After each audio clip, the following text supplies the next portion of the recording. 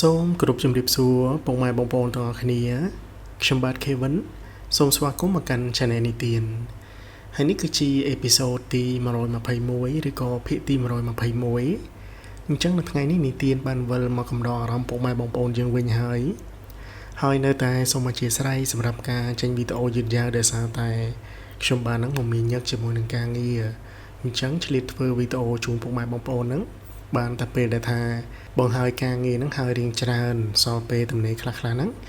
ទើបអាចយកមកធ្វើវីដេអូជូនពុកម៉ែបងប្អូនយើងស្ដាប់កំសាន្តបាន Kevin នៅតែអរគុណសម្រាប់ពុកម៉ែបងប្អូនដែលនៅតែបន្តគាំទ្រទោះបីថានីតិហ្នឹងចេញវីដេអូរៀងយឺតយ៉ាវបន្តិចក៏ពិតមែនប៉ុន្តែសូមអរគុណសម្រាប់ទឹកចិត្តហើយនឹងការយល់យោគរបស់ពុកម៉ែបងប្អូន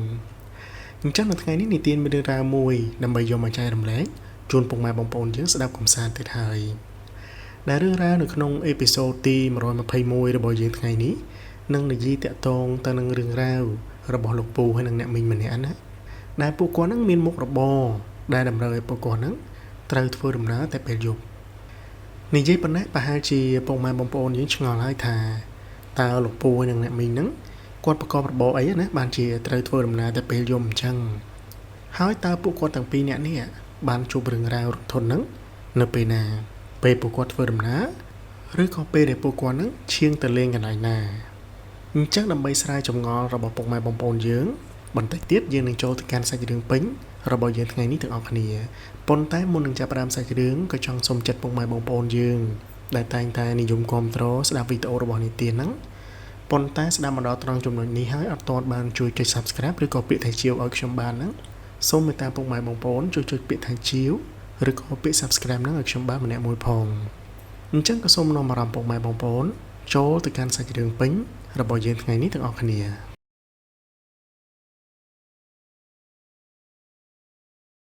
អ្នកមីងផាដែលជាម្ចាស់សាច់រឿងរបស់យើងថ្ងៃនេះហើយនឹងស្វាមីពួកគាត់ទាំងពីរនាក់ហ្នឹងមានមុខរបរជាអ្នកបើករថយន្តដឹកបន្លែយកមកបោះនៅរាជធានីភ្នំពេញមុខរបររបស់គាត់ហ្នឹងគឺតម្រូវឲ្យពួកគាត់នេះងើបហើយនឹងចាក់ចេញពីផ្ទះហ្នឹងតាំងពីម៉ោង1កន្លះទៅម៉ោង2រំលងត្រៀនមកម្ល៉េះបើពុំនោះទេពួកគាត់មិនអាចយកបន្លែហ្នឹងមកបោះឲ្យម៉ួយតាន់ទេព្រោះថាម៉ួយរបស់ពួកគាត់ហ្នឹងគឺត្រូវបោះដុំចែកចាយបន្តទៀតណាអ្នកមីងផាគាត់បញ្ជាក់ថាកាលនោះឆ្នាំ2016គាត់នឹងចាំបានព្រោះជាឆ្នាំដែលកូនប្រុសពៅរបស់គាត់ហ្នឹងបានរៀបការហេតុការណ៍មួយបានកើតឡើងបន្ទាប់ពីការកូនប្រុសពៅហ្នឹងប្រហែលជា2ទៅ3ខែតែប៉ុណ្ណោះនៅពេលដែលពួកគាត់ប្រកបរបរដឹកបន្លែរបស់គាត់នេះធម្មតាហ្នឹងយកបន្លែមកបោះនៅភ្នំពេញហើយពួកគាត់ត្រូវត្រឡប់មកខេត្តវិញនៅពេលដែលពួកគាត់ត្រឡប់មកដល់ខេត្តនេះគឺវាពេលព្រឹកព្រលឹមទៅហើយមកដល់ផ្លូវបំបែកមួយនៅពេលនោះក៏មានប៉ូលីសណាគេមកសម្រួលចរាចរណ៍ដល់គេហ្នឹងបានបិទផ្លូវពួកគាត់ឲ្យឈប់បណ្ដោះអាសន្នសិនព្រោះមានក្បួនដង្ហែសមហ្នឹងគឺត្រូវដង្ហែកាត់ផ្លូវហ្នឹងអញ្ចឹងនៅពេលដែលពួកគាត់អង្គុយលើឡានអញ្ចឹងឡានរបស់មីងផាហើយនឹងស្វាមីរបស់គាត់ហ្នឹងគឺគាត់ឈប់នៅខាងមុខគេបានបន្តិចមកក្បួនដង្ហែសមហ្នឹងក៏បានដង្ហែកាត់មុខឡានរបស់ពួកគាត់នៅពេលដែលគាត់មើលទៅកាន់ឡានមួយដែលគេមានតាំងរូបថតសពណានៅពេលដែលគាត់មើលទៅរូបថតហ្នឹងគាត់ឃើញក្មេងស្រីជំទង់ម្នាក់អាយុប្រហែលជា16 17ឆ្នាំហ្នឹងឯងតាមដែលគាត់ស្មានណាគាត់ថាក្មេងស្រីមួយហ្នឹងមើលទៅគឺស្រស់ស្អាតមែនតើនៅពេលដែលឃើញបែបហ្នឹងគាត់ក៏បានកេះប្តីគាត់ឯងមើលរូបថតក្មេងនោះអាណិតគ្នាមែនតើនៅក្មេងឲ្យលហកមិនគួរណាមកជួបរឿងអញ្ចឹងណាសមតែអាយុវែងជាងហ្នឹងប្រសិនបើយើងមានសំណាងមានកូនស្រីប៉ុណ្ណឹងបើថារៀនចប់អត់ធ្វើអីហ្នឹងក៏អាចនៅផ្ទះគាត់បើកតូបឲ្យលក់បន្លែលក់អីនៅក្នុងស្រុកភូមិហ្នឹងក៏រស់ស្រួលដែរព្រោះថាយើងបោះដុំបន្លែស្រាប់អ្នកមីងផាគាត់បញ្ជាក់ថាពួកគាត់ហ្នឹងគឺមានតែកូនប្រុស2នាក់ទេហើយបានបែកផ្ទះឲ្យហើយនៅពេលដែលរៀបការមានប្រពន្ធមានអីណាអញ្ចឹងឯងនៅពេលដែលគាត់បានឃើញរូបថតនៅពីមុខឡានដង្ហែសមនឹងហើយគាត់ក៏បាននឹកឃើញថាបើសិនជាគាត់មានកូនស្រីអាយុប៉ុណ្ណឹងទោះបីថាអត់ធ្វើអីក៏គាត់អាចបើកតូបមួយឲ្យលក់បន្លែនៅក្នុងផ្ទះហ្នឹងដែរនៅពេលដែលគាត់និយាយអញ្ចឹងជាមួយនឹងស្វាមីរបស់គាត់ទៅប្តីរបស់គាត់គឺអត់បានតបតអីមកកាន់គាត់វិញទេដោយគាត់គ្រាន់តែសម្លក់មុខមីងផាបន្ទាប់ពីប៉ូលីសបានសម្រួលចរាចរណ៍ឲ្យពួកគាត់ហ្នឹងបានធ្វើដំណើរទៅមុខបន្តទៀតនេះចាក់ចេញពីកន្លែងដែលពួកគាត់បានឈប់រៀងឆ្ងាយដែរទៅប្តីរបស់គាត់ហ្នឹងគាត់បាននិយាយមកកាន់មីងផាថាថ្ងៃមុខថ្ងៃក្រោយមុននឹងនិយាយឲ្យចេះគិតគូរផងកុំនិយាយអីតាមតែចិត្តនឹកឃើញ មីងផាក៏ឆ្ងល់មែនទែនថាឲ្យប្តីរបស់គាត់គ្រាន់តែគាត់និយាយប៉ុណ្្នឹងសោះហេតុអីបានជាដូចទៅជាអត់សប្បាយចិត្តឬក៏ចង់ខឹងជាមួយនឹងគាត់អញ្ចឹងណាប៉ុន្តែពួកគាត់នៅពេលនោះក៏អត់បានទៅចែកវិញញែកអីវែងឆ្ងាយណាស់ណាដែរហើយមីងផាណាគាត់ក៏មិនសូវយល់ថាប្តីរបស់គាត់ខឹងជាមួយគាត់រឿងអីឲ្យប្រកាសដែរសូមនិយាយរំលងចូលមកដល់ពេលស្អែកឡើងជាពេលដែលពួកគាត់នឹងត្រូវងើបដើម្បីថាដឹកបន្លែយកទៅបោះឲ្យគេនេះសម្រាប់ថ្ងៃហ្នឹងមីងផាហ្នឹងគាត់ជាអ្នកដាស់ប្តីគាត់ប៉ុន្តែនៅពេលដែលដាស់ប្តីរបស់គាត់នេះប្តីរបស់គាត់នៅពេលដែលងើបឡើងមកណារបៀបភ្ញាក់អន្ត្រាក់ងើបមកហើយរបៀបស្ទុះស្ទាហ្នឹងគឺរត់ចូលទៅបន្ទប់ទឹកតែម្ដងមីងផាគាត់បានត្រឹមតែឆ្ងល់ទេព្រោះថានៅពេលដែលសួរនាំប្តីរបស់គាត់ពេលដែលគាត់ចេញពីបន្ទប់ទឹកមកវិញនេះប្តីរបស់គាត់ហ្នឹងគឺអត់មាននិយាយអីទេគាត់គ្រាន់ប្រាប់ថាគាត់មិនខាតអីណាប៉ុន្តែមីងផាគាត់គ្រាន់តែសម្គាល់ថាប្តីរបស់គាត់មិនក៏គ្រាន់តែគាត់ទៅដាស់ទៅជាភ័យកត្រាក់ភ្ញាក់មកហើយបញ្ញាប់រត់ទៅបន្ទប់ទឹកអញ្ចឹងប៉ុន្តែគាត់ក៏មិនបានគិតរឿងអីច្រើនដែរដែលគាត់គិតថាប្រហែលជាប្តីរបស់គាត់ហ្នឹងគាត់ឈឺពោះឬក៏ត្រូវការចូលបន្ទប់ទឹកតែប៉ុណ្្នឹងឯងដោយសារតែមីងផាគាត់បានរៀបចំខ្លួនរួចរាល់ហើយអញ្ចឹងគាត់ក៏បានចេញទៅខាងក្រៅទៅអង្គុយចាំប្តីរបស់គាត់ណានៅក្នុងរថយន្តមុននៅពេលដែលប្តីរបស់គាត់ចេញមកគាត់ពាក់កៅអៅពាក់អីហើយចាក់សោផ្ទះនេះឡើងមកដល់លើរថយន្តហ្នឹងគាត់ក៏បាននិយាយទៅកាន់មីងផាថាឯងចាំទៅអុជធូបកន្លែងម៉ែផងមុននឹងទៅយកបន្លែបោះឲ្យគេនេះគ្រាន់តែលឺប៉ុណ្ណឹងភ្លាមមីងផាគាត់ចាប់ផ្ដើមសម្គាល់ក្នុងចិត្តថាប្រហែលជាប្តីរបស់គាត់នឹងអាចនឹងយល់សមអាក្រក់បានជាគាត់នឹង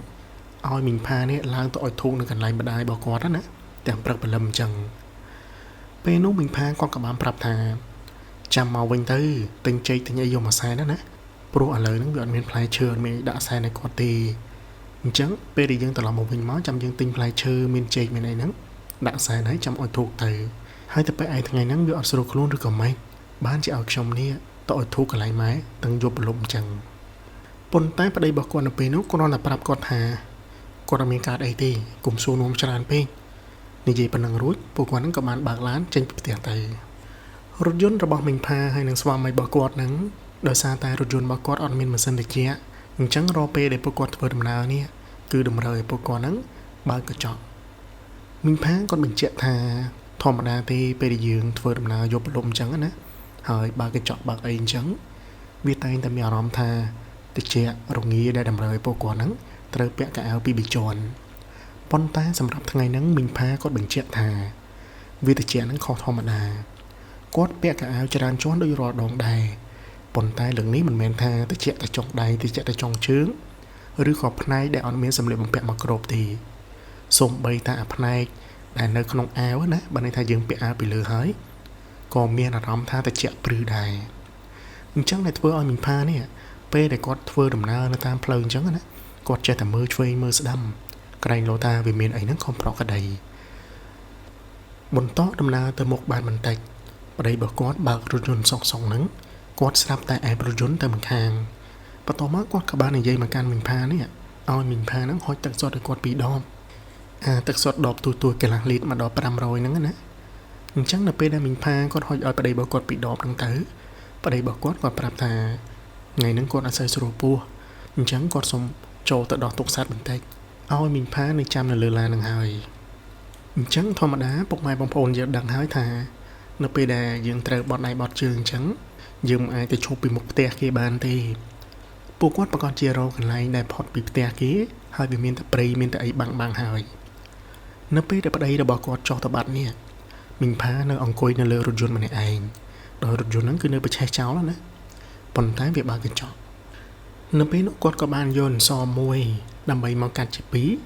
ហើយគាត់ហូបមកកណាត់ដោយទុកមកកណាត់ហ្នឹងឲ្យប្តីរបស់គាត់ហូបទ្របពោះពេលដែលធ្វើដំណើរតាមផ្លូវណាតម្រុំថាពួកគាត់បោះបន្លែបោះអីហើយត្រឡប់មកវិញទើបពួកគាត់អាចមានពេលហូបអាហារពេលព្រឹកអញ្ចឹងគាត់តែងតែដាក់ផ្លែឈើនំនែកទុកហូបតាមផ្លូវហើយនៅពេលដែលទាញសមពីថងមកកាន់សមនឹងជាពីរណាដោយទុកមួយកណាត់ហ្នឹងនៅក្បាលឡានដើម្បីឲ្យប្តីរបស់គាត់មកឲ្យគាត់ហូបមីងផាគាត់ហូបមកកណាត់ពេលដែលគាត់បកអាសបកដែលគេខ្ចប់សមហ្នឹងហើយគាត់លូកដៃចេញទៅក្រៅប្អួយណាដើម្បីតម្លាក់អាសបកហ្នឹងចោលនៅនឹងមាត់ផ្លូវនេះដៃរបស់គាត់នៅពេលហ្នឹងគឺគាត់ប្រឡែងដើម្បីឲ្យសបកហ្នឹងវាធ្លាក់ទៅក្រោមគ្រាន់តែប្រឡែងភ្លាមមិនទាន់ថាសបកហ្នឹងវាធ្លាក់ទៅផងស្រាប់តែមានអារម្មណ៍ថាដូចជាមានដៃមួយណា មកចាប់យកអាសបកនឹងពីគាត់ហើយអូសប៉ាមករៀមដៃរបស់គាត់ដែលធ្វើឲ្យគាត់ភ្ញាក់គាត់ស្រីវហើយគឺគាត់បញ្ញាប់លូកដៃចូលមកក្នុងវិញណានៅពេលដែលគាត់មានអារម្មណ៍អញ្ចឹងដំបូងគាត់ភ្ញាក់ហើយក្រោយមកគាត់គិតថាអូប្រហែលជាប្តីរបស់គាត់លេងហើយបញ្ញាក់គាត់ឬក៏អីអញ្ចឹងណាគាត់ក៏បានអឺទៅខាងក្រៅឡានហ្នឹងដើម្បីស្ដីប្តីគាត់ថាលេងអីអញ្ចឹងគាត់ភ្ញាក់គាត់ខ្លាចអញ្ចឹងណាប៉ុន្តែពេលដែលគាត់អឺចេញទៅក្រៅឡាននេះសបកហ្នឹងគឺឃើញធ្លាក់នៅខាងក្រោមហ្នឹងហើយអត់ឃើញប្តីរបស់គាត់នៅកន្លែងគៀនឡានហ្នឹងទេពេលដែលគាត់មើលចូលទៅក្នុងព្រៃហើយគាត់ស្រែកហៅប្តីរបស់គាត់នេះប្តីរបស់គាត់ហ្នឹងក៏បានស្រែកពីក្នុងព្រៃមកណាអាព្រៃដែលវាមានដើមឈើបាំងគាត់កំពុងតែបត់ជើងហ្នឹងអញ្ចឹងប្រសិនបើប្តីរបស់គាត់បត់ជើងអត់ទាន់ហើយផងមិនក៏មុនហ្នឹងគាត់មានអារម្មណ៍ថាដូចជាមានដៃមួយមកចាប់អាសបកហ្នឹងពីដៃរបស់គាត់ពេលដែលគាត់តម្លាក់ទៅនេះហើយអូសប៉ះមករៀមដៃរបស់គាត់ទៀតព្រោះពេលហ្នឹងគាត់មានអារម្មណ៍ច្បាស់ណាស់ថាវាមិនមែនគ្រាន់តែខ្យល់ឬក៏មានស្លឹកឈើស្លឹកអីវាមិនប៉ះដៃគាត់ទេវាដូចជាដៃរបស់មនុស្សណាមកចាប់អាសបកហ្នឹងពីដៃរបស់គាត់ហើយអូសទៅប៉ះត្រូវម្រាមរបស់គាត់ព្រោះនៅពេលដែលចាប់ទៅគាត់តម្លាក់អត់ទាន់ផុតពីដៃផងហ្នឹងអញ្ចឹងនៅពេលដែលដូចជាមានដៃមួយមកចាប់អាសបកហ្នឹងពីដៃគាត់មិនត្រូវប៉ះម្រាមដៃគាត់ដែរដោយសារតែប្តីរបស់គាត់ហ្នឹងឈប់ឡាននៅកន្លែងដែលវាស្ងាត់មានតែព្រៃហើយគាត់ហ្នឹងកំពុងតែនៅបន្ទោបងនៅក្នុងព្រៃនឹងទៀតអញ្ចឹងเลยធ្វើឲ្យមីងផានៅក្នុងឡានម្នាក់ឯងហើយទៅជាមានអារម្មណ៍បែបហ្នឹងនេះគាត់បញ្ជាក់ថាបេះដូងរបស់គាត់នៅពេលហ្នឹងគឺលោតញាប់ទៅអង្គុយនៅអត់ស្ងៀមទេគិតតែមើលឆ្វេងមើលស្ដាំហើយគិតតែទឿនប្តីរបស់គាត់នេះឲ្យបញ្ញាប់ឡើងមកឡានវិញបើកចេញឲ្យលឿនណាប៉ុន្តែធ្វើម៉េចបើប្តីរបស់គាត់កំពុងតែបត់ជើងហ្នឹងណាទៅបខំកើតគាត់បានតែស្រែកពីលើឡានទៅនឹងទេនៅពេលដែលគាត់ចេះតែអង្គុយមើលលើមើលក្រោមងាកឆ្វេងងាកស្ដាំនេះបានបន្តិចមកនៅពីមុខឡានរបស់គាត់ណាគាត់ស្រាប់តែឃើញសម្ោលដូចជាមានស្អីទេស្ទង់ដែលចេញមកមិនយូរប្រហែលសម្ោលដែលគាត់ឃើញស្ទង់ហ្នឹងណាក៏បានឲ្យគាត់ឃើញរូបភាពយ៉ាងច្បាស់គាត់ឃើញមានមនុស្សស្រីម្នាក់មានជើងមានអីធម្មតាបានដើរស្លៀករ៉ូបសសម្ដៅមកឡានរបស់គាត់យឺតតើដើរនោះគឺយឺតមែនតើបោះចំហៀនមួយទម្រាំថាទម្លាក់ជើងមកដល់ដីវិញនេះដើរយឺតអញ្ចឹងដោយទិសហ្នឹងគឺសម្ដៅមករថយន្តរបស់គាត់មនុស្សស្រីម្នាក់ហ្នឹងយកសក់ទម្លាក់បាំងមកខាងមុខដោយគាត់ហ្នឹងមើលមកអត់ឃើញទេរូបភាពដែលមីងផាគាត់បានឃើញហ្នឹងគឺអត់ពិបាកឲ្យគាត់គិតថាជាស្អីទេគាត់ដឹងហើយថាអ្វីដែលគាត់កំពុងឃើញហ្នឹងជាអ្វីមីងផាគាត់ចាប់ផ្ដើមញ័រមាត់ចង់ស្រែកហៅប្តីរបស់គាត់ហ្នឹងក៏ស្រែកមិនលឺស្រែកមិនរួចបានត្រឹមតែញ័រមាត់ញ័រដៃញ័រជើងដូចកូនសត្វធ្លាក់ទឹកអញ្ចឹងអង្គុយនៅក្នុងឡានម្នាក់ឯងនារីម្នាក់ហ្នឹងចាប់ផ្ដើមដើរកាន់តែគៀកមកប៉ុន្តែប្រហែលជាសល់ 4-5 ចំហៀនដល់ពីមុខឡានរបស់គាត់នេះរូបដែលគាត់ឃើញយ៉ាងច្បាស់ថាមានមនុស្សស្រីម្នាក់ស្លៀករ៉ូបសទម្លាក់សក់បាំងបុកឲ្យដើរមករកឡានគាត់ហ្នឹងណាក៏បានបាត់មួយរំពេចមកប្រព្រឹត្តភ្នែកដែលគាត់គ្រាន់ប្រព្រឹត្តភ្នែកហ្នឹងទេនៅពេលដែលគ្រាន់តែបាត់រូបពីមុខឡានចឹងភ្លាមមីងផានៅពេលនោះគឺគាត់បញ្ញាប់បើកទ្វារឡានណាហើយរត់សម្ដៅទៅកន្លែងប្តីរបស់គាត់ដែលកំពុងតែបត់ជើងហ្នឹងគាត់អត់ខ្វល់ទេប៉ុន្តែគាត់ខ្លាចខ្លាំងមែនតើនៅពេលដែលមីងផាគាត់រត់ទៅដល់កន្លែងប្តីរបស់គាត់នេះគាត់អង្គុយនៅជិតប្តីរបស់គាត់ណាហើយគាត់នៅតែហឺមុខនឹងចង់យំបន្តិចចង់អីបន្តិចគាត់គិតតែអឺតមើលមកកន្លែងឡានអញ្ចឹងនៅពេលនោះប្តីរបស់គាត់នឹងក៏បានសួរនាំគាត់ថាវាមានរឿងអីបានជាអង្គុយនៅក្នុងឡានសក់ណារត់មកតែថេតែថប់ដូចឃើញអីនឹងវាគួរឲ្យខ្លាចអញ្ចឹងណាមីងផានៅពេលនោះគាត់និយាយអត់រួចទេគាត់បានត្រឹមតែហឺហើយគិតតែទាញដៃប្តីរបស់គាត់នេះអញ្ចឹងនៅពេលដែលប្តីរបស់គាត់សម្រួលឥរិយាបថឲ្យហើយណាលាងដៃលាងអីរួចរាល់នេះគាត់បានដើរសម្ដៅមករថយន្តរបស់ពួកគាត់វិញ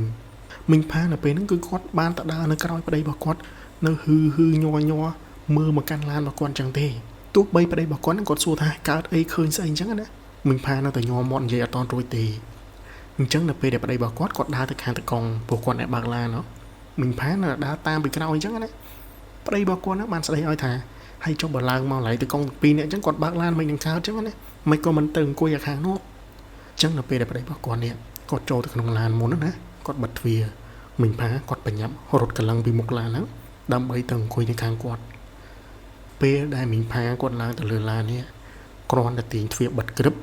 មិនទាន់និយាយអីផងណាអញ្ចឹងនៅពេលដែលគាត់ទាញទ្វារបិទក្រឹបភ្នែករបស់គាត់ហ្នឹងក៏លេចទៅអាកញ្ចក់ខាងស្ដាំដៃគាត់នេះគាត់ស្រាប់តែឃើញជើង ហើយនឹងអាចង់រោពណ៌សហ្នឹងណាទម្លាក់ជើងពីលើអាកំណោបន្លែនៅលើឡានរបស់គាត់ខាងក្រោយហ្នឹងអញ្ចឹងដែលធ្វើឲ្យគាត់ហ្នឹងបានដឹងហើយថានារីដែលគាត់បានឃើញមុនហ្នឹងណាឡើងទៅអង្គុយលើឡានគាត់បាត់ហើយមីងផាគ្រាន់តែឃើញតាមកញ្ចក់ប៉ុណ្ណឹងគាត់បែរជាចង់ទៅជាស្ទះខ្យល់ចង់ស្រើតចង់ទៅស្លាប់អញ្ចឹងណាដែលធ្វើឲ្យប្តីរបស់គាត់គឺភ័យមែនតើគាត់បញ្ញាប់សវេស្វារកសែនរកអីណាប្រេងកន្លែងហ្នឹងយកមកកោសទ្រុងឲ្យមីងផានេះហើយនឹងយកមកឲ្យគាត់ហិតចាប់ខ្យល់ឲ្យគាត់នៅកន្លែងចុងចាមនេះទោះបីប្តីរបស់គាត់ព្យាយាមសួរថាវាកើតអីឃើញអីហ្នឹងមីងផានៅតែនិយាយអត់រួចប្តីរបស់គាត់នៅពេលហ្នឹងគឺគាត់ព្យាយាមច្បាច់ដៃច្បាច់ជើងឲ្យមីងផាហើយឲ្យមីងផាហ្នឹងព្យាយាមហិតពេងកន្លាទៅប្តីរបស់គាត់បានប្រាប់មកគាត់ថាដៃជើងរបស់គាត់នៅពេលហ្នឹងគឺត្រជាក់ខ្លាំងមែនទែនដូចជាមនុស្សចង់ខ្យល់ចាប់ចឹងដោយសារតែឃើញអាការៈប្រពន្ធមិនស្រួលប្តីរបស់គាត់នៅពេលហ្នឹងគឺបញ្ញាប់បើករថយន្តចេញពីកន្លែងហ្នឹងដោយគាត់គិតថាប្រហែលជាប្រពន្ធរបស់គាត់នេះជួបរឿងអីមិនស្រួលនៅកន្លែងហ្នឹងណាបានសោកទៅជាមានអាការៈអញ្ចឹងនៅពេលដែលធ្វើដំណើរបន្តទៅមុខទៀតប្តីរបស់គាត់ហ្នឹងបើកឡានបណ្ដើរគាត់ចេះតែកលេចមើលឆ្វេងស្ដាំក្រែងលោថាមានផ្ទះណាមានមនុស្សមានម្នាហ្នឹងពួកគាត់អាចចូលទៅសុំគេស្នាក់អាស្រ័យបណ្ដោះអាសន្នដើម្បីកោសខ្យល់គួយឲ្យប្រពន្ធគាត់សិននេះប៉ុន្តែពួកគាត់រត់បានសោះដោយសារតែពេលដែលពួកគាត់ធ្វើដំណើរមកហ្នឹងមនុស្សម្នាគេនៅសម្រាកនៅគេងនៅឡើយណាអញ្ចឹងដែលតម្រូវឲ្យប្តីរបស់គាត់នេះគឺបើកឡានរៀងលឿនដើម្បីសម្ដៅមកកន្លែងដែលពួកគាត់ត្រូវបោះដុំបន្លែគេអញ្ចឹងនៅពេលដែលគាត់មកដល់កន្លែងម៉ូយរបស់គាត់នេះទើបគាត់ជួយគ្រាប្រពន្ធរបស់គាត់ណាឲ្យម៉ូយបន្លែមួយអីរបស់គាត់ហ្នឹងជួយរឹតទៅសៃច្បាច់ដៃច្បាច់ជើងហើយនឹងកោសខ្យល់ឲ្យប្រពន្ធគាត់អញ្ចឹងនៅពេលដែលមីងផាបានគេជួយរឹតជួយរឹតជួយកោសខ្យល់ឲ្យអញ្ចឹងសន្តិសុខមួយដែលគេយាមធនាគារនៅជិតហ្នឹងឃើញអាការៈគាត់មិនស្រួលអញ្ចឹងគាត់ក៏បានទៅយកប៉អ៊ីរបស់គាត់ហ្នឹងមកឲ្យមីងផាហ្នឹងគាត់សម្រាប់បណ្ដោះអាសន្នសិនអញ្ចឹងនៅពេលដែលប្តីរបស់គាត់នេះគាត់តម្លាក់បន្លែតម្លាក់អីហ្នឹងគឺឲ្យមីងផាគាត់សម្រាប់ទៅមីងផាគាត់បញ្ជាក់ថាដោយសារតែគាត់បានគេជួយហើយគាត់បានសង្ងំនៅលើប៉អ៊ីរបស់សន្តិសុខដែលគេយកមកឲ្យហ្នឹងណាបានលក់មកវឹងទៅភ្ញាក់ឡើងមកនេះទើបគាត់មានអារម្មណ៍ថារៀងធូរច្រើននៅតាមផ្លូវនៅពេលដែលពួកគាត់ធ្វើដំណើរត្រឡប់មកផ្ទះវិញហ្នឹងប្តីរបស់គាត់អត់តន់សួរនាំឲ្យច្រើនទេដោយទុកឲ្យមីងផាហ្នឹងគាត់បានសម្រាប់តាមឡានរហូតតតែពួកគាត់ធ្វើដំណើរមកដល់ផ្ទះនេះប្តីរបស់គាត់ក៏បានឈៀងចូលទៅទិញចេកហើយបញ្ញាប់ឡើងទៅឲ្យធូបនៅកន្លែងម្ដាយរបស់គាត់រួចរាល់ពេលដែលចុះមកក្រោមវិញនេះគាត់ក៏បានទៅសួរនាំមីងផាថាហើយឯងនឹងវាឃើញស្អីបានទៅជាបាក់ស្មានទ្រុនទ្រាបែបហ្នឹងមីងផាគាត់បានរៀបរាប់នៅអ្វីដែលគាត់បានជួបប្រទះហ្នឹងប្រាប់ទៅកាន់ប្តីរបស់គាត់នៅពេលនោះប្តីរបស់គាត់ហ្នឹងក៏បានសួរថាឯងចាំទេនៅពេលដែលដាស់ខ្ញុំខ្ញុំងើបមកស្ទុះស្ទានេះមីងផាគាត់ក៏បានឆ្លើយថាគាត់ចាំហើយគាត់បានសួរនាំដែរប៉ុន្តែប្តីគាត់ទេដែលមិនបានប្រាប់រឿងរ៉ាវថាគាត់នឹងយ៉ាងម៉េចបានជាងើបមកស្ទុះស្ទាអញ្ចឹងមកកាន់មីងផាណាប្តីរបស់គាត់ក៏ប្រាប់ថាអញ្ចេះពេលហ្នឹងគាត់មិនចង់និយាយដោយសារតែគាត់គិតថាវាគ្រាន់តែជាយល់សប្តិប៉ុន្តែគាត់យល់សប្តិថាអញ្ចេះនៅពេលដែលគាត់គេងទៅណាប្រពន្ធគាត់ដែលគេងនៅចិត្តគាត់ហ្នឹងពេលដែលគាត់ងាកមកមើលទៅមុខរបស់មីងផានេះគឺអត់មានឃើញមុខទេអាកន្លែងរង្វង់មុខហ្នឹងគឺឡើងខ្មៅអញ្ចឹងឯងបានជាពេលដែលគាត់ងើបមកជាមួយនឹងអារម្មណ៍តក់ស្លុតប៉ុន្តែគាត់អត់និយាយដោយសារតែគាត់គិតថាវាគ្រាន់តែជាយល់សប្តិអញ្ចឹងឯងបានជាពេលហ្នឹងគាត់ចង់ឲ្យប្រពន្ធរបស់គាត់ឡើងទៅឲ្យធូរនៅកន្លែងម្ដាយពួកគាត់មុននឹងពួកគាត់ធ្វើដំណើរទៅនេះសូមនិយាយរំលងចូលមកដល់ពេលស្អែកឡើងជាពេលដែលពួកគាត់នឹងត្រូវដឹកបន្លែយកទៅបោះឲ្យគេនៅភ្នំពេញទៀតហើយប៉ុន្តែសម្រាប់ថ្ងៃហ្នឹងប្តីរបស់គាត់នឹងអត់អនុញ្ញាតឲ្យមីងផានេះទៅរួមដំណើរជាមួយគាត់ទេដោយសារតែគាត់ដឹងថាប្រពន្ធរបស់គាត់នឹងអត់តន់ស្រួលខ្លួនស្រួលបួលទេអញ្ចឹងគាត់ចង់ឲ្យនៅផ្ទះសម្រាប់យកកម្លាំងចាំខាន់ស្អែកហ្នឹងចាំទៅទោះបីមីងផាគាត់ព្យាយាមនិយាយជាមួយនឹងប្តីគាត់ថាអត់អីទេគាត់ទៅបានអញ្ចឹងណាដោយសារតែគាត់នឹងបារម្ភពីប្តីមិនចង់ឲ្យប្តីបើកឡានយកប្រលប់តែឯងអញ្ចឹងទេប៉ុន្តែទោះបីនិយាយយ៉ាងណាក៏ប្តីរបស់គាត់នឹងមិនអនុញ្ញាតឲ្យទៅជាមួយដែរគាត់ថាគាត់ធ្វើការងារនឹងរាប់ឆ្នាំហើយមិនតែធ្វើមួយថ្ងៃពីរថ្ងៃទេអញ្ចឹងគាត់អាចរ៉ាប់រងការងារនឹងម្នាក់ឯងបានព្រោះថាប្រពន្ធគាត់កំពុងតែឈឺអត់ស្រួលខ្លួនអញ្ចឹងទោះបីទៅនឹងក៏មិនដឹងថាជួយអីបានដែរអញ្ចឹងនៅផ្ទះសម្រាប់យកកម្លាំងទៅពេលដែលនិយាយបែបនោះរួចប្តីរបស់គាត់នឹងក៏បានដើរទៅរថយន្តហើយបើកឡានចេញទៅមីងផាគាត់បានត្រឹមតែមើលរថយន្តប្តីរបស់គាត់ពីខាងក្រោយជាមួយនឹងការប្រួយបារម្ភណាខ្លាចប្តីរបស់គាត់បើកឡានតែឯងទៅងងុយគេងឬក៏បើសិនជាមានរឿងអីទៅ វាតែឯងវាអត់មានគ្នាប៉ុន្តែក៏មិនដឹងធ្វើយ៉ាងម៉េចដែរបើសិនជាប្តីរបស់គាត់ហ្នឹងមិនឲ្យគាត់ទៅជាមួយទៅហើយរំលងបានប្រហែលជា7 1 ម៉ោងទូរស័ព្ទរបស់គាត់នេះក៏បានរោឡើងអញ្ចឹងនៅពេលដែលគាត់ឃើញលេខប្តីរបស់គាត់សុកស្រាប់តែមកអញ្ចឹងណាមិញផាចាប់ផ្ដើមបងទ្រូងតែម្ដងដោយគាត់បារម្ភថាក្រែងលោកប្តីរបស់គាត់ហ្នឹងជួបរឿងហេតុអីអញ្ចឹងនៅពេលដែលគាត់បញ្ញាប់លើទូរស័ព្ទទៅនេះគាត់សួរថាឯងកើតអីឬក៏អត់អញ្ចឹងណាពេលហ្នឹងប្តីរបស់គាត់សើចនៅក្នុងទូរស័ព្ទហ្នឹងគាត់ថាគាត់អត់កើតអីទេប៉ុន្តែគាត់គ្រាន់តែសួរថាឯងហ្នឹងមានតឹងទ្រូងប្របាដល់ដង្ហើមស្រើតចង់ខ្យល់ចាប់អីទៀតឬក៏អត់អញ្ចឹងណាគាត់គ្រាន់តែទេសួរសុខទុក្ខប្រពន្ធរបស់គាត់ទេដោយសារតែប្តីរបស់គាត់ហ្នឹងគាត់បារម្ភអញ្ចឹងមិញផាគាត់ថាអត់អីទេគាត់មុនហ្នឹងគាត់កំពុងតែសង្ងំគេងណាហើយឲ្យប្តីរបស់គាត់ហ្នឹងផ្ចង់អារម្មណ៍ក្នុងការបាក់បោទៅមិនបាច់បារម្ភពីគាត់ទេណាមួយគាត់នៅផ្ទះទេអញ្ចឹងបើសិនជាគាត់អត់ស្រួលខ្លួនឬក៏អីហ្នឹងគាត់ដើរទៅឲ្យអ្នកចិត្តខាងជួយទៅវាលែងអីហើយនិយាយបែបនោះរួចពួកគាត់ហ្នឹងក៏បានបិទទូរស័ព្ទមិញផាគាត់បញ្ជាក់ថាពេលហ្នឹងគ្រាន់តែប្តីទេសួរសុខទុក្ខបារម្ភប៉ុណ្ណឹងណាគាត់កំពុងតែអត់ស្រួលខ្លួនហ្នឹងមានអារម្មណ៍ថាស្វាងដូចគេកោសខ្យល់ឲ្យអញ្ចឹងធម្មតាប្តីបារម្ភអីណាមិនសប្បាយចិត្តអញ្ចឹងក៏សូមនិយាយកាត់ចូលនៅពេលដែលប្តីរបស់គាត់ហ្នឹងបានត្រឡប់មកផ្ទះវិញថ្ងៃហ្នឹងមិញផាគាត់នៅផ្ទះអញ្ចឹងគាត់មានពេលដើម្បីថាធ្វើម្ហូបឆ្ងាញ់ចាំទទួលប្តីរបស់គាត់ណាពេលដែលប្តីរបស់គាត់គ្រាន់តែចុះពីឡានមកវិញនេះគាត់អត់តន់លាងដៃលាងជើងឲ្យស្រួលបួលទេក៏មករកមិញផាណាគាត់និយាយថាឯងអើយឯងមិនដឹងថាខ្ញុំជួបរឿងអីឬក៏អត់មិញផាក៏គិតថាតិចលោកប្តីរបស់គាត់បើកឡានម្នាក់ឯងហ្នឹងខ្មោយលងខ្មោយអីដូចគាត់ដែរទៅអញ្ចឹងនៅពេលដែលគាត់សួរនាំថាហើយឯងហ្នឹងវាជួបអីខ្លះប្តីរបស់គាត់ក៏ប្រាប់ថាអញ្ចឹងឯងនៅចាំអត់នៅពេលដែលខ្ញុំទេសួរសុខទុក្ខណាខ្លាចឯងអត់ស្រួលខ្លួននឹងនេះហេតុអីបានជាសុកខ្ញុំទៅជាតែមកសួរសុខទុក្ខអញ្ចឹងព្រោះថានៅពេលដែលគាត់កំពុងតែបើកឡានម្នាក់ឯងណាផ្ចង់អារម្មណ៍ក្នុងការបើកបរនេះបើកឡានសុកហ្នឹងស្រាប់តែឮសំឡេងមួយណានិយាយក្បែរតិចគាត់ហ្នឹងសំឡេងហ្នឹងគឺសំឡេងដូចប្រពន្ធរបស់គាត់ហ្នឹងបែរដាក់បានន័យថាដូចសំឡេងរបស់មីងផាអញ្ចឹងណាកំពុងតែបើកឡានអញ្ចឹងស្រាប់តែឮសំឡេងប្រពន្ធរបស់គាត់ហ្នឹងនិយាយថាអញ្ចឹងឯងណាអញ្ចឹងនៅពេលហ្នឹងដោយសារតែគាត់ផ្ចង់អារម្មណ៍ក្នុងការបើកបរហើយរាល់ដងពួកគាត់តែងតែធ្វើដំណើរជាមួយគ្នារាល់ថ្ងៃអញ្ចឹងណាដែលធ្វើឲ្យពេលហ្នឹងនៅពេលដែលគាត់ឮសំឡេងដូចជាប្រពន្ធរបស់គាត់និយាយថាឯងណាពេលហ្នឹងគាត់ភ្លេចខ្លួនហើយគាត់ក៏បានឆ្លើយជាមួយនឹងប្រពន្ធគាត់ថាហើយវិធីដោយគាត់ភ្លេចខ្លួនថាថ្ងៃហ្នឹងប្រពន្ធរបស់គាត់ហ្នឹងអត់បានមកជាមួយនឹងគាត់ទេអញ្ចឹងនៅពេលដែលគាត់ឆ្លើយរួចហើយបានគាត់ដឹងថាចុំថ្ងៃហ្នឹងគាត់មកតែឯងតាប្រពន្ធគាត់មានមកជាមួយណាហើយចុះមិនក៏មុនហ្នឹងឮសំឡេងដូចជាប្រពន្ធរបស់គាត់ហ្នឹងនិយាយដូចជានឹងអង្គុយក្បែរគាត់រដងអញ្ចឹងណាឯងណាហើយធ្វើឲ្យគាត់ហ្នឹងគឺភ្លេចខ្លួនហើយឆ្លើយថាវិធីនៅពេលនោះឯងដែលធ្វើឲ្យគាត់នេះត្រូវឈប់រថយន្តហើយ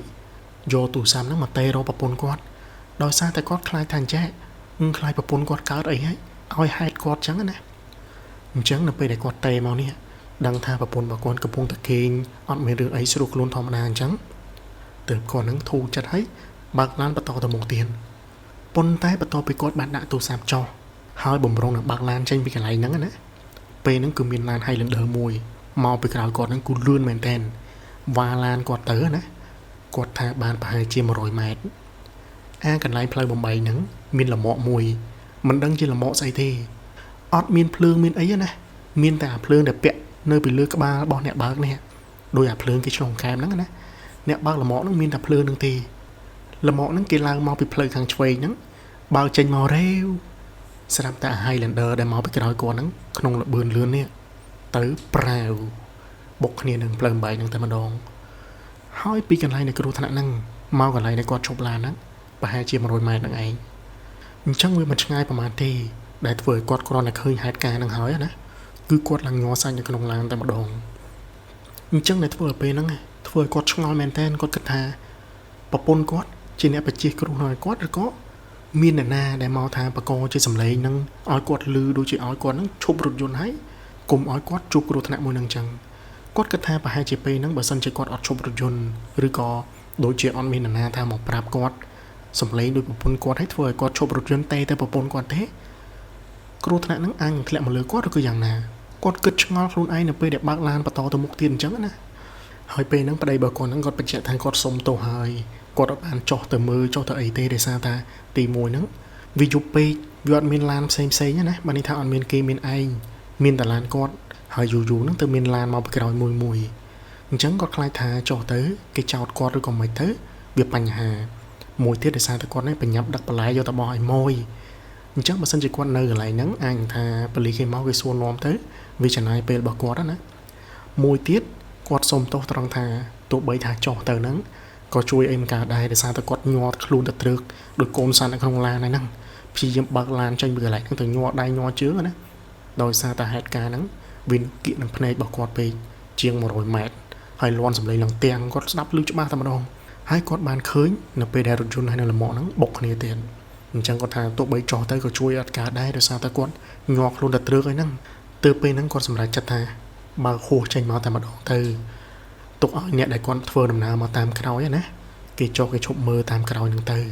quát xôm bắt to đầm nào mà một hỏi tay có đòn thà là bây đây bảo quát bạc lan mà càng một nè quát chơi thật kết ở chỗ lên nè thà mấy ban chỉ sóc tay chỉ lưu sầm lấy và pôn quát đôi và pôn quát hay phơi quát chụp lan hết tay tao và pôn chăng hai quát ngọt luôn ấy nè thà phơi với tờ lì tê pe nó bị trong tê tao bột cho tủ giáp đây mà kháng vậy bà đá có bàn này hay vì mình xây một tẹt chặt cốt ở con trai chụp lan hay tê tao bột con nè có ngon chẳng nữa hỏi ngon một tiền tha sầm lấy nắng à rom quát này bạc luôn ấy rồi còn miệng ấy nắng một prap quát không chơi tàn á ở quát chụp lan tê tao bột con bồn thái có cất ở jol tê quát đang trầm thà quát hình sầm nang person bà pe nắng on chụp cừu nắng anh lại một lưỡi quát rồi còn mạch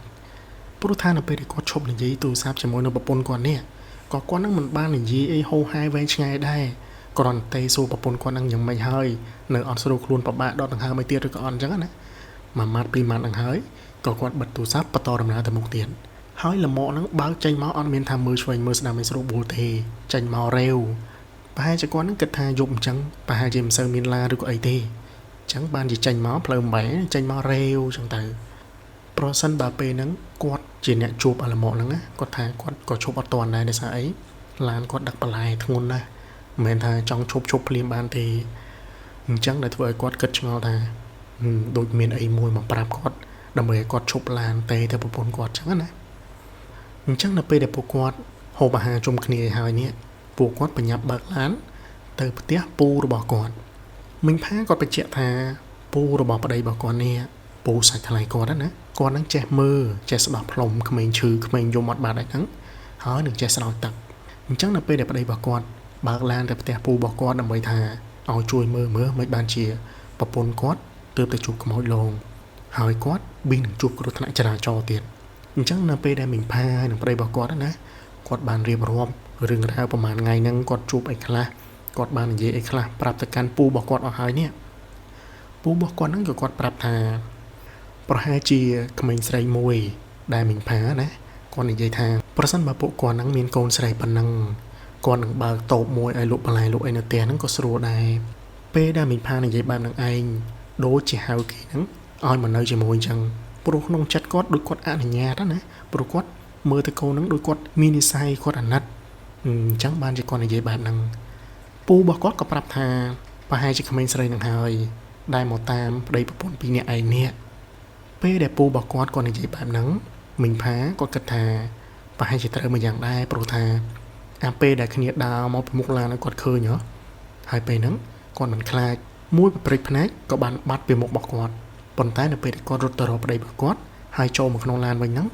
quạt các bạn khơi mình sẽ nắng là quên lỡ à cầm nô bà lại nó càng cào lan bọc quạt đó đòi quạt khơi dòng cuối dòng nhông chướng cho mà càng cào mình phá có quạt ai tất tua ròm nai thà mình sẽ nắng và hai chia một tam bộ quạt trong sông nơi sông ấy chầm mùi chẳng á pú rồi bà quạt bàn phát đam mà mình pha hay là bà đây bà quạt nắng thà mấy thì kêm máu đòi là o thì kêm bàn mà ọc lộc rồi co trong bóng phá ngày dương thì kê con ta trong sông nơi bọn tác mình sẽ đây nắng cho bà tiệt cả thì pú quạt prap thẳng chẳng á đôi sao ta bà tiệt nó cứ miên chầm niềm bà tiệt hơi mình sẽ đây nắng cứ bàn nơi ta bà ở bên thằng cà bà tiệt hơi nâng pê để pú quạt nè bạc lá chanh máu ta bà nọ chẳng có đam thà ngày sau ngày ấy nắng bà đạp ca bánh tầng ốp hơi nâng tình lại chơi sai nâng các bà là nâng tay pro thà khi nắng cho tiếng ở ruột háo sầm lấy môi để bà đây mình phá có bàn lư đôi chi bà bồn bỏ quạt đó nè ai nhà nắng ប្រហែលជាក្មេងស្រីនឹងជាអ្នកជួយកថាបានដែរអានេះយើងមិនដឹងទេគ្រាន់ថាបើតាមយើងស្ដាប់នៅក្នុងសាច់រឿងទៅប្រហែលជាគ្នាជួយដោយសារតែដូចជាការសងគុណហៅគ្នាឲ្យមកនៅមានកន្លែងជ្រកមានអីអញ្ចឹងណាអញ្ចឹងនៅពេលដែលពូរបស់គាត់មើលឲ្យអញ្ចឹងហើយគាត់ក៏បានស្រោចទឹកហើយនឹងបានប្រោះព្រំឡានណាហើយនឹងជូនពរមិញផាឲ្យប្តីរបស់គាត់នេះខំរស់ស៊ីឲ្យមានបានតទៅមុខទៀតតែគាត់ក៏នៅផ្ដាំមកមិញផាថាគុំឲ្យមិញផាហ្នឹងនិយាយផ្ដេសផ្ដាស់ច្រើនពេកដោយសារតែគាត់ដឹងថាមិញផាមនុស្សដែលចូលចិត្តនិយាយច្រើនណាឃើញអីនិយាយហ្នឹងអញ្ចឹងគាត់ក៏ដល់ផ្ដាំថាតមាត់តពាក្យតសម្ដីដោយសារតែមុខរបរពួកគាត់ហ្នឹងគឺត្រូវធ្វើដំណើរនៅលើផ្លូវទៅមកជាពិសេសធ្វើដំណើរនៅពេលយប់ទៀតអញ្ចឹងប្រយ័ត្នមាត់ប្រយ័ត្នសម្ដីក្រែងលោថាពេលធ្វើដំណើរទៅប៉ះកន្លែងណាដែលគេមិនស្រួលដូចអ្នកដែលមកតាមហ្នឹងណាគេប្រកាយគេប្រកាន់ទៅវាទៅជារឿងទៅជារាវក្តៅក្រហាយនៅក្នុងក្រុមគ្រួសារចាប់តាំងពីពេលហ្នឹងមកមិញផាគាត់បញ្ជាក់ថាគាត់ហ្នឹងក៏ព្យាយាមតមពាក្យតមសម្ដីរបស់គាត់ហ្នឹងមិនសូវចេះនិយាយច្រើនទេពេលដែលពួកគាត់ធ្វើដំណើរទៅណាមកណាណាអូខេពុកម៉ែបងប្អូនអញ្ចឹងទាំងអស់នេះគឺជារឿងរ៉ាវដែលមិញផាហ្នឹងគាត់បានជួបប្រទះនៅក្នុងអេពីសូតទី121របស់យើងថ្ងៃនេះទាំងអស់នេះវាគ្រាន់តែជាបទពិសោធន៍របស់បុគ្គលតែប៉ុណ្ណោះហើយនិទានបង្កើតឡើងគឺគ្រាន់តែចង់ចែករំលែករឿងខ្មោចដើម្បីឲ្យពុកម៉ែបងប្អូនហ្នឹងបានស្ដាប់កំសាន្តដូចជាយើងធ្លាប់ស្ដាប់ចាស់ៗគាត់និទានប្រាប់ឬក៏មិត្តភ័ក្តិនិយាយប្រាប់គ្នាតែប៉ុណ្្នឹងឯងមិនជំរុញឲ្យពុកម៉ែបងប្អូនជឿឡើយថាខ្មោចមានពិតឬក៏មិនមានពិតនោះអញ្ចឹងសូមស្ដាប់ត្រឹមតែជាការកំសាន្តទៅបានហើយសូមស្ដាប់ដោយការពិចារណាសម្រាប់ពុកម៉ែបងប្អូនដែលចង់គាំទ្រការផលិតវីដេអូរបស់និទានក៏អាចផ្ញើមកបានតាមរយៈ ABA ដែលខ្ញុំដាក់នៅក្នុង pin comment នៅខាងក្រោមហើយនៅចុងវីដេអូនេះក៏ចង់ឆ្លៀតឆ្លើយសំណួររបស់ពុកម៉ែបងប្អូនយើងដែលសួរថាហេតុអីបានជាវីដេអូខ្លះឮសំឡេងខ្សោយវីដេអូខ្លះនិយាយនៅដើមវីដេអូទៅរៀងឮយូរទៅរៀងខ្សោយទៅចំណុចនេះគឺចង់សូមអធិស្ឋានពុកម៉ែបងប្អូនដែរដោយសារតែខ្ញុំធ្វើការផងហើយឆ្លៀតធ្វើវីដេអូផងការងាររបស់ខ្ញុំនឹងត្រូវប្រើសំឡេងច្រើនអញ្ចឹងទៅពេលដែលមកនិយាយវីដេអូហ្នឹងនិយាយប្រហែលជាបានពាក់កណ្ដាលសាច់រឿងឯងចាប់ផ្ដើមចង់អស់សំឡេងហើយដូចនៅចុងវីដេអូនេះអញ្ចឹងចាប់ផ្ដើមប្រឹងម៉ាស៊ីនឡើងក្តៅអស់ហើយដោយសារតែយើងប្រើប្រាស់សំឡេងច្រើនណាហើយការនិយាយហ្នឹងមិនមែនអត់ហត់ទេហត់ដោយលោកគ្រូអ្នកគ្រូដែលគាត់បរៀនតាមសាលាហ្នឹងបរៀនពីព្រឹកទល់ល្ងាចហ្នឹងគាត់យល់អារម្មណ៍ហ្នឹងហើយថាពេលដែលយើងនិយាយច្រើនអីហ្នឹងក៏វាហត់ដែរអញ្ចឹងឯងបានជាវីដេអូខ្លះហ្នឹងសំឡេងឮតិចឮខ្សែឬក៏ចុងវីដេអូហ្នឹងមិនសូវឮអញ្ចឹងក៏អធិស្ឋានពុកម៉ែបងប្អូនព្យាយាមកែសម្រួលវីដេអូតាមដែលអាចធ្វើទៅបានហើយប៉ុន្តែបើថាសំឡេងអ្នកនិយាយនេះភាគច្រើនចុងវីដេអូនេះគឺចាប់ផ្ដើមអស់ខ្យល់ហើយអញ្ចឹងមានថាសូមចិត្តពុកម៉ែបងប្អូនយល់យកតាមអធិស្ឋានប៉ុណ្្នឹងឯងនៅចុងវីដេអូនេះក៏អត់មានអីច្រើនទៀតដែរខ្ញុំបាទ Kevin នឹងខិតខំស្វែងរករឿងរ៉ាវថ្មីដើម្បីយកមកចងក្រងធ្វើជាវីដេអូចែកជូនពុកម៉ែបងប្អូនយើងស្ដាប់កំសាន្តទៀតហើយបើការនិទានរបស់ខ្ញុំបាននិទានទៅមានកំហុសខុសឆ្គងលើសលួសពីពេចត្រង់ណាពុំសមរម្យនោះក៏សូមមេត្តាខន្តីអភ័យទោសពីសំណាក់ពុកម៉ែបងប្អូនជាអ្នកស្ដាប់ផងអេពីសូតទី121យើងក៏សូមចប់ប៉ុណ្ណេះទៅចោះបើចង់ស្ដាប់រឿងនិទានកុំភ្លេចមករកនិទានសូមអរគុណច្រើន